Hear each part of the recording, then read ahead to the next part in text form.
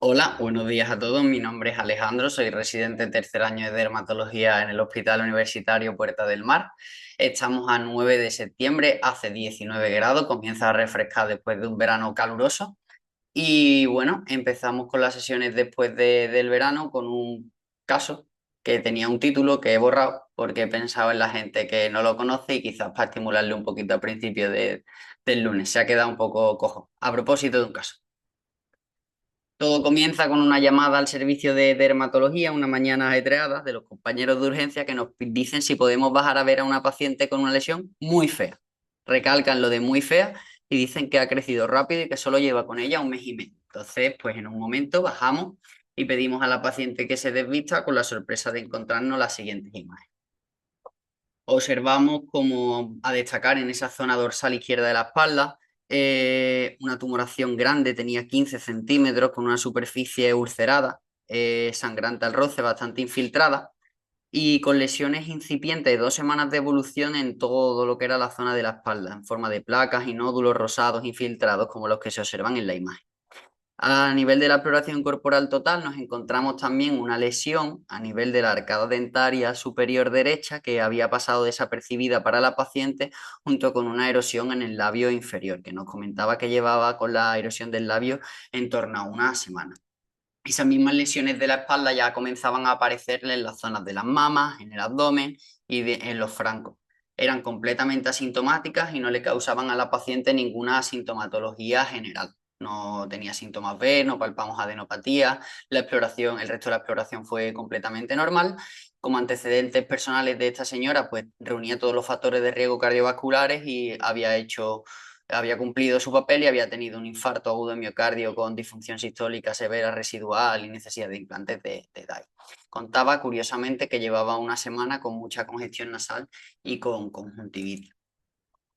En urgencia le solicitamos una serie de pruebas, en concreto una analítica básica donde solo destacó una discreta elevación de la lactato deshidrogenasa y una radiografía de tórax y un electrocardiograma que fueron normales. Entonces devolvimos nosotros la llamada y dijimos que pues, nos solicitaran una cama para ingreso urgente de esta señora con sospecha de un proceso linfoproliferativo. A destacar, tenía una biopsia hecha hacía 2 semanas en su hospital de referencia, pero no tenía la cita de resultados hasta pasado mes y medio, 2 meses, y considerábamos que era un tiempo no demorable y por tanto solicitamos ese ingreso a nuestro cargo. Durante el ingreso llevamos a cabo 3 pruebas fundamentales. Por un lado, un body tag, a ver si se puede ver el vídeo que he traído. Esto es un vídeo del TAC de cara donde destaca a nivel de la arcada dentaria superior, podemos observar ese aumento de parte blanda, esa tumoración correspondiente a la lesión que podíamos observar a nivel clínicamente, y a medida que íbamos ascendiendo en el TAC, pues observábamos una ocupación del seno maxilar derecho principalmente, pero también de los senos etmoidales y parcialmente de las fosas nasales.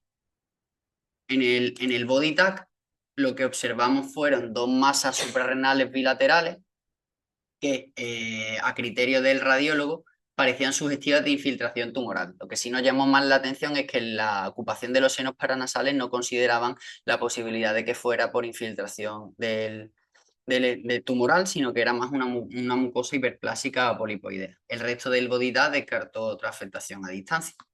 En la analítica, básicamente hicimos una analítica muy completa y era todo prácticamente normal, salvo una discreta elevación al doble de la beta 2 microglobulina.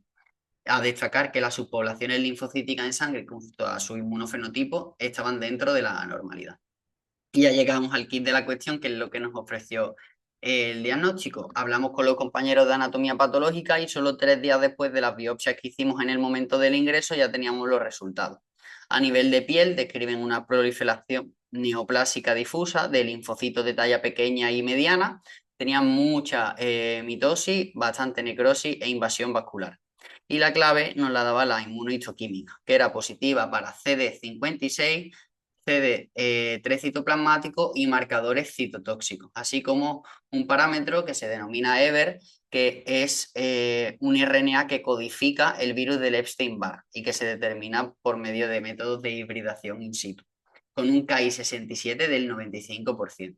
Eso era la biopsia de la piel. La biopsia de la mucosa era prácticamente idéntica, salvo que las células en este caso eran de mediano y tamaño grande, pero la inmunotinción coincidía exactamente. Aquel que conozca un poco de inmunohistoquímica puede ya orientar el diagnóstico y por tanto estamos hablando de la infiltración por un linfoma de células NKT extranodal. ¿Por qué llegamos a esa conclusión? Pues revisando diferentes guías, entre ellas la quinta edición, la más actualizada de la Organización Mundial de la Salud sobre la clasificación de estos tumores, que como conocemos está ordenada de forma jerárquica, se va de lo más general a lo más específico. Nosotros nos encontramos en el apartado de los linfomas periféricos, en concreto de los de células NKT y en concreto de los que tienen relación con el virus del Epstein-Barr. Al no afectar ganglios, estamos hablando de un linfoma extranodal de células NKT Epstein-Barr positivo. La coletilla extranasal en esta quinta edición se ha suprimido por el hecho que ahora veremos de que se han encontrado bastantes casos en los cuales no es la afectación de la nasofaringe la forma de presentación de estos linfomas, aunque sí es cierto que donde con mayor frecuencia se presenta es en ella. La mayoría tienen, como hemos visto, en inmunohistoquímica ese fenotipo NK con los parámetros CD12, CD3 citoplasmático, CD56, las proteínas granulocitóxicos, y la mayoría de las células tumorales están infectadas de forma latente por el virus del Epstein-Barr, como confirma el parámetro que os comentaba antes en inmunohistoquímica. ¿Qué otras localizaciones pueden afectarse en el virus del Epstein-Barr? En el virus del Epstein-Barr, en este tipo de linfoma tenemos diferentes zonas, entre ellas la que a nosotros nos compete actualmente, que es la piel, aquí señalada en mayúscula, y simplemente recordar que los ganglios linfáticos se pueden ver afectados de forma secundaria, pero es raro que sea un linfoma primario, de ahí lo de extranodal. La afectación de médula ósea es bastante rara, menos de 1 de cada 10 casos, y además no suelen formar verdaderos agregados linfoides, sino que son una infiltración aislada de linfocitos atípicos. Respecto a la piel, ¿dónde lo englobaríamos dentro de nuestro esquema mental de linfomas cutáneos? Pues en el subapartado de otros linfomas cutáneos de linfocitos T, donde también se encuentra, aparte de este linfoma extranodal de células NK, el T periférico, el anaplásico de células grandes, el angioimmunoblástico o el similar a paniculitis subcutánea. Todos estos forman parte de los linfomas cutáneos de linfocitos T, que aún así son poco frecuentes dentro de todos los linfomas no Hodgkin en adultos. Y son especialmente raros, menos del 10%, ya que sabemos que el grueso de los linfomas cutáneos de linfocitos T son la micosis fungoide y sus variantes, el síndrome de Sézary, en menor medida los trastornos linfoproliferativos cutáneos CD30 positivos, como la papulosis linfomatoide o el anaplásico de células grandes. Así que solo 1 de cada 10 linfomas T cutáneos forma parte de este otro grupo, entre los cuales encontramos el que nosotros mencionamos en este caso. Por tanto, estamos hablando de una entidad bastante rara. A modo de 4 ideas clave, recordar la presentación clínica variable que puede presentar y como presentación de un linfoma extranodal agresivo, ya hemos visto el índice proliferativo que tiene y la evolución del caso. La paciente llevaba solo 2 meses con la lesión de mayor tamaño y 2 semanas con el resto. Obliga a un estudio de extensión, ya que hay posibilidad de que exista diseminación a distancia. Y es una verdadera urgencia, no solo diagnóstica, sino también terapéutica, donde juegan un papel importantísimo los compañeros de anatomía patológica, que en nuestro caso los 3 días ya tenían el diagnóstico. Lo que caracteriza desde el punto de vista anatomopatológico a este linfoma, que es lo que nos da el diagnóstico, va a ser desde el punto de vista morfológico y estructural, el se ha infiltrado linfoide polimorfo angiodestructivo, es muy típica la invasión vascular, antiguamente se le llamaba el linfoma angioinfiltrativo, angioinvasivo, y también produce una gran necrosis coagulativa de la zona. La morfología celular es variable, ya hemos visto que en nuestro caso a nivel de la mucosa oral tenía el linfocito grande, mientras que a nivel de piel tenía linfocitos pequeños y medianos, y la inmunohistoquímica, que la he repasado varias veces, y es patognomónica, esa expresión de CD56, CD3 citoplasmático, la presencia del RNA codificado por el virus del Epstein-Barr y las proteínas de los granulocitos. A veces son CD30, una coletilla, y sobre todo en los casos en los que los linfocitos son grandes, lo que puede llevar a cabo lo que nos puede llevar a cometer un error diagnóstico con el linfoma anaplásico de células grandes.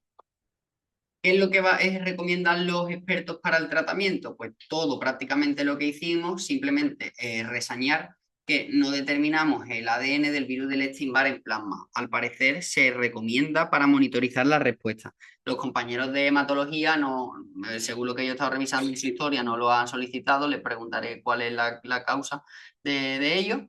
Y básicamente la médula ósea suelen recomendarla a los expertos, pero es tan infrecuente que otros muchos concuerdan en que no tiene sentido, salvo que existan datos a nivel analítico que puedan orientar a una afectación de la médula. Y luego, como siempre que tenemos que abordar a pacientes con neoplasia, tenemos que tener en cuenta su estado funcional, su ECOG, para ver si van a ser más propicios a una quimioterapia intensiva o no.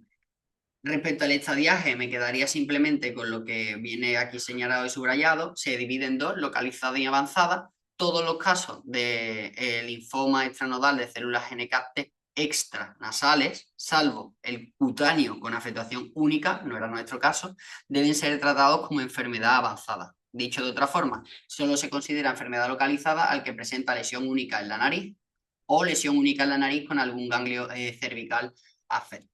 ¿Y por qué es importante? Porque esto es lo que va a condicionar el tratamiento. Son esquemas basados en la quimioterapia que abordan los compañeros de hematología. Lo más interesante a recordar es que los que presentan la enfermedad localizada, esa afectación nasal o como mucho una afectación regional, se benefician del tratamiento de modalidad combinada, que es concretamente quimioterapia y radioterapia, siendo la radioterapia fundamental incluso primero o en las 2 primeras semanas concurrente con la quimio.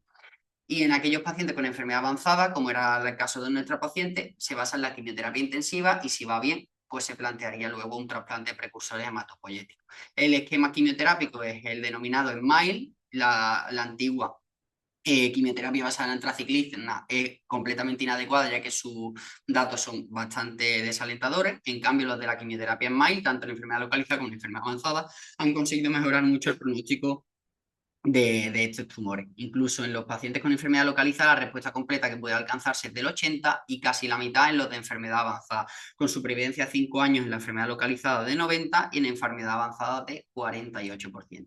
Eso es lo que hicieron nuestros compañeros de hematología. Como vemos, ingresó el día 20, 7 días después ya tenía la quimioterapia iniciada, por lo tanto, estamos hablando de un linfoma que considera una verdadera urgencia.